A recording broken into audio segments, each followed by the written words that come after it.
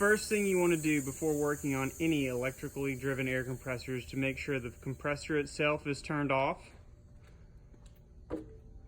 the power to the compressor is turned off, and if possible, that the air compressor is unplugged from the power service. Once you feel you're sure that you've turned off the power to the compressor and disconnected any additional power sources that might operate the air compressor, you want to use your multimeter or an amp probe to check to make sure that you are sure that there is no power being delivered to the air compressor.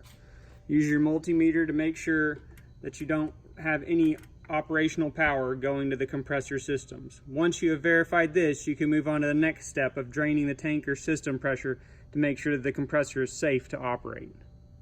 Once you've verified that the air compressor is turned off and all electrical power has been disconnected from the air compressor, you want to make sure that you drain the system pressure from the tank of the compressor where you're working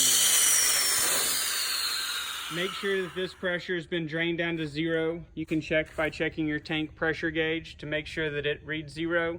You can also check by pulling the tank safety valve to also make sure that there is no pressure left in the tank. The tank safety valve is typically located somewhere near the gauge. Once you've checked all these things, your compressor is now safe to work on.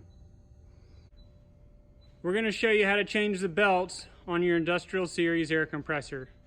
If your compressor is fitted with a belt guard that has a metal pan like this one here, we're going to begin by removing all of these bolts from around the pan, from the top, bottom, and sides.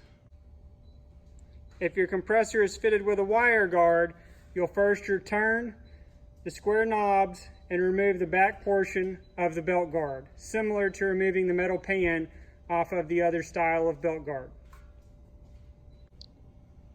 In packages fitted with a belt guard aftercooler, you'll remove the air discharge line coming from the pump at this fitting here, and the air discharge line going from the cooler to the tank from this fitting here.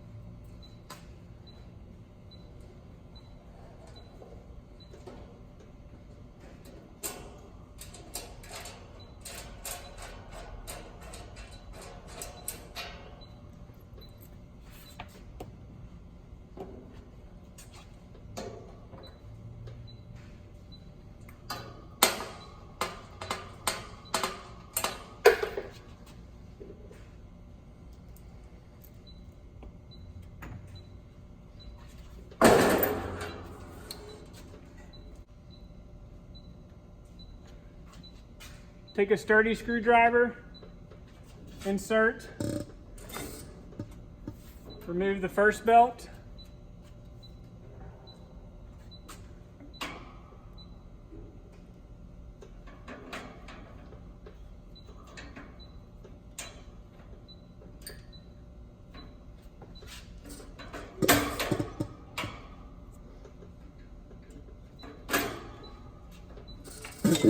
and the second belt. Repeat the process. Now we're going to reinstall the belts.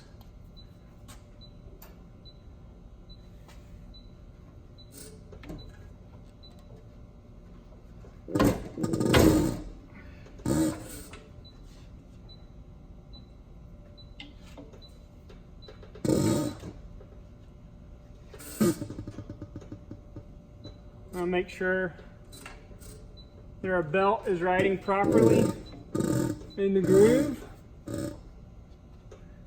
Reinstall the next belt.